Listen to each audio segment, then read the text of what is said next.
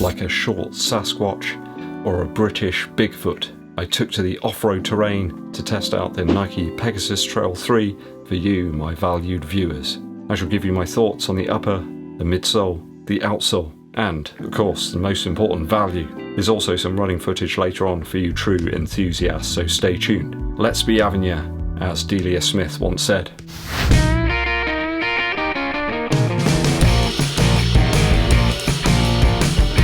So stats-wise, this 115 Earth credit Mystic Teal Wander is a bit of a menagerie actually. Clocks in at 360 grams or 12.7 ounces in my UK size 11, US size 12. I think for a size 9 it's 321 grams, which makes it 1 gram heavier apparently than the Pegasus Trail 2. So a relatively heavy beast. But how does it hold up? Doesn't really feel all that heavy to me on foot, I have to be honest. True to size for me, although there is a slight oddity about the sizing which I'll go into a little later.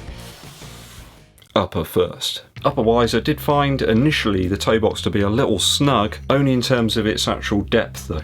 I think the issue here is those Ortholite insoles that are included in the Peg Trail 3. They seem to be slightly too long. I did compare them up to some other equal sized insoles and they do come out a little long, so do watch out for that guys if you pick up a pair. Not something that's cropped up previously in any shoe reviews, but I did find that they kind of compressed a little bit over the initial miles. We got a mixture of standard eyelets here and some of those lace loops that Nike seem to be very keen on. A couple of those crop up there in the midfoot area and create a great grasp around the top of the foot. So good in fact is the grasp that I found a runner's knot was not required with the Peg Trail 3, and that's a good thing because those fetching teal and yellow laces there are simply too short really to do a proper runner's knot. You can just about get a single knot done, but you're never going to double knot it. They kind of look a little bit like climbing apparatus actually, you know, some of that bungee type cord stuff that you get when you go climbing. Nike, what are you trying to do to me with these lacing games?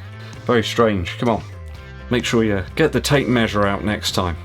Give Mrs. Muggins a call. The upper materials are nice and soft actually. Some of the softest I found in a trail shoe. It's far less bulky actually than I imagined when I first opened up the shoe box and took out the shoe. It was like, oh, okay. Really feels more like a standard running shoe rather than a trail shoe. I think I'd probably say it's one of the most plush trail to road shoes that I've tried out of recent time. I think the shoe looks like a winner. Personally, I really like the profile, I like the colourway, I like the colour blocking, the teal is tantalising, and I like the wild berry hits. Let's not forget that splattered midsole, which looks like a Jordan 3 or 4 to me. Lovely wide padding on the tongue. Means you can cinch those laces down nice and tight and get a good solid lockdown, just like a brand new tube of super glue. Pull tab. Because pull tab. I guess at least the pull tab's smaller than the one that was on the V2. No gaiter though, and I did find that a little bit of gravel managed to work its way inside the shoe and have a little party in there. We soon got them to clear off though. You've got a little front toe box protection here as well from this rubber piece that extends around. I mean, have a little look at that. It's quite considerable. Did save me a couple of times on some tree roots. I did actually go flying on one occasion, but that was because I wasn't really paying attention to what I was doing. I was looking at the beautiful river rather than where I was going, so it was my fault, it wasn't the shoe. I do like the raised toe box loop here as well, where it just pulls the toe box away from your foot a little bit. A very welcome addition there. Such a simple thing, but yeah, it works. It wasn't too warm and upper in the forest oven of my initial inspections. Thus, I think for upper, I'm going to give this one a 2.3 out of 3, lose that pull tab and adjust that insole down and sort out the lace length as well. That would have got us closer to a 3. Midsole now. Midsole wise, it's React. Full length. Cushion here feels more like the stuff from the Zoomfly Flyknit or the Infinity Run shoes. It's definitely the more squashy version of React, not the one that you find in the Zoomfly 3 or that Peg 37. It's a bit like a stale loaf of bread, that one, in my opinion anyway. I know lots of people like the Peg 37, but my pair just felt a little bit like dough. It's certainly dense, this stuff, and quite squashy. Not a massive return here though. It's more a feeling of impact protection, I suppose, rather than insane trampoline bounce, which is okay, but when you're 6'3" or 1.8 meters or something, you're just a big windsock of a man who needs Lynx iron boots to keep him on the ground. I found the midsole just a little unstable on some of those trails today. The worst areas for that were actually the grassy ones where it's just dried out. The compacted mud, dirt and gravel paths were absolutely fine, but those rabbit mauled Swiss cheese meadows or treacherous turf were a chore. Think of an imperial ATAT falling down with the grace of a Somerset man holding a kebab. Hopefully that's clear. I don't think that Peg Trail 3 is going to be the top of anybody's race trail slipper list, and that's okay. I think it's meant to just munch those miles. Mile mastication. It's a soft sponge and it's a comfortable cruiser. A pathway pillow to get you through those trails unscathed. So after 14 miles or 22 kilometers, I think the midsole is a success. It's been enjoyable. There's not a time I've thought, this doesn't work, I'm not enjoying this. I think I've enjoyed most of the miles. Just be careful on the grass. A little bit too cushioned. I'm going to give this a 2.5 out of 3 for the midsole after my initial runs.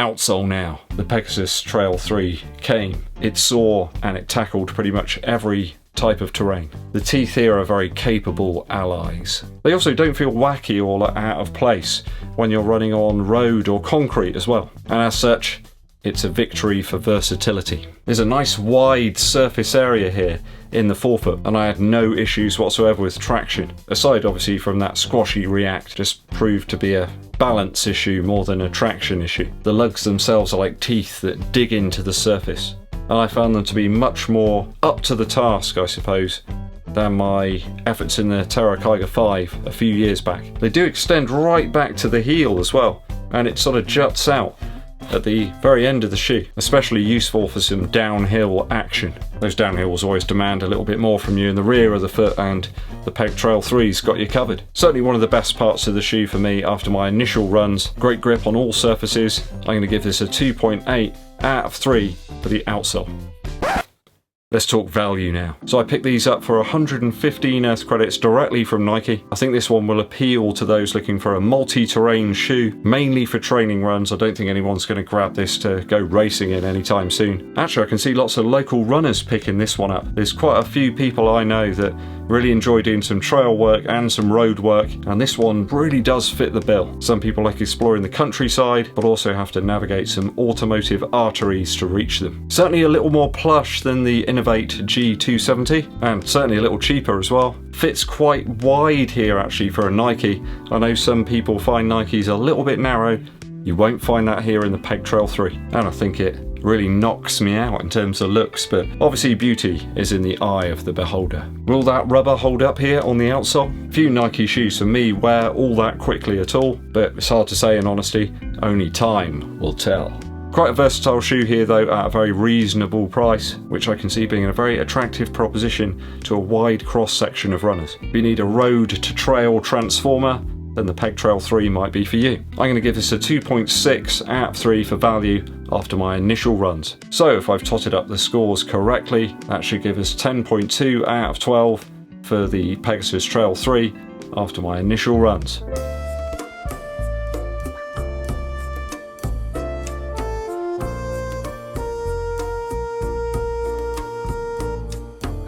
Not a bad score. Have you picked up the Peg Trail 3?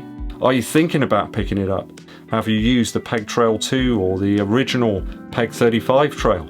Let me know guys, down in the comments. Good morning guys, EDDBUD here. Decided to go on the trails today. It certainly is warm, so decided to hit the trails where there's a bit more shade. Some nice forest areas, a lot more tree cover. I might even have a dip in the swimming pool later on. Let's see how we go.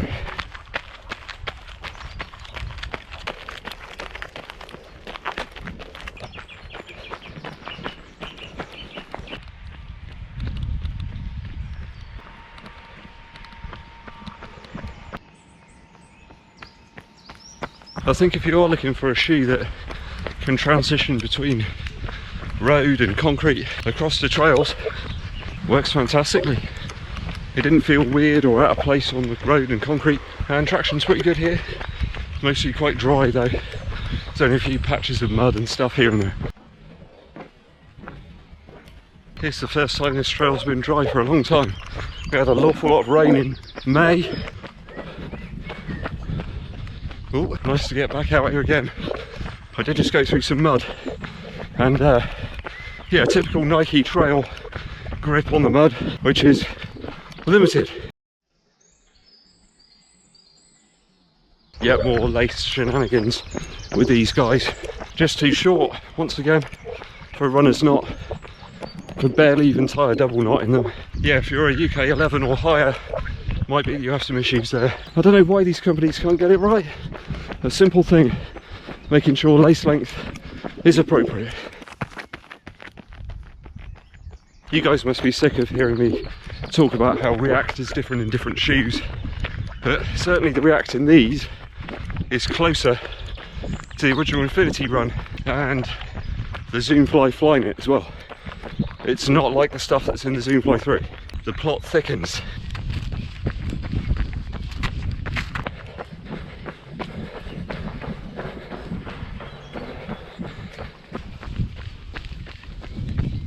And we're back on Endor. Just need some Ewoks and a couple of speeder bikes.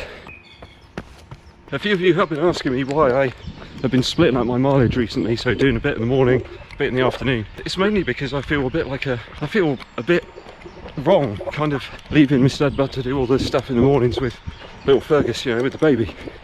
So I prefer to go out a little later in the morning. I mean, it's still cooler, but it is punishingly hot today, for me anyway.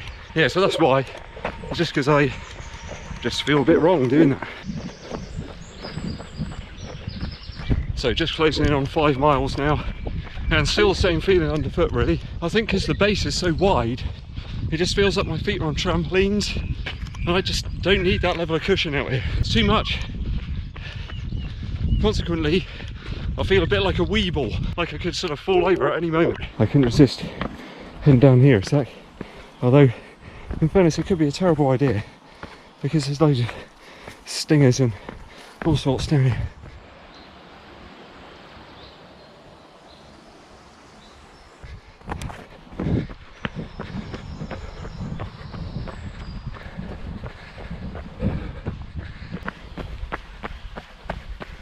I love that little section there right by the riverbank.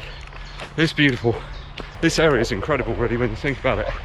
It's about half a mile from my house and it's ideal really.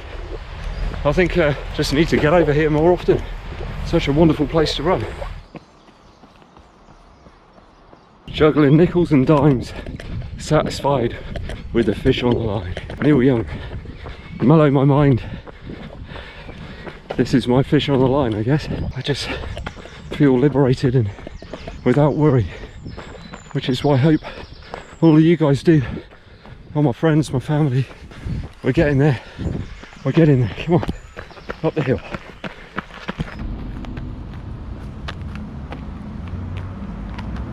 A musical interlude for you now. So 20 years ago, Stephen Maltmus released his debut album, simply called Stephen Maltmus. There's so many fantastic tracks on here, guys. You really should check it out. I can't believe it's 20 years. I remember the very day that I bought that album. I must have listened to it thousands of times. Trojan Curfew is a particularly good track to check out, as is a track called The Hook, which is a kind of seafaring pirate style cowbell rocker. Church as well is a particularly fantastic tune with a beautiful melody. I don't know how he gets that wonderful guitar sound there, but it really is one of the best Stephen Maltmus tunes. Genie and the S-Dog is another great track. In fact, they're all good. Go and check this one out, guys. Stephen Maltmus by Stephen Maltmus. Thanks for sticking with me to the very end of the video today. It's very much appreciated. If you haven't done so already, please hit that subscribe button and click the bell below for notifications when we launch those new videos. And it really does help the channel out too if you give this video a thumbs up, like, and share it with your running buddies. My name's EDDBUD, and I'll be seeing you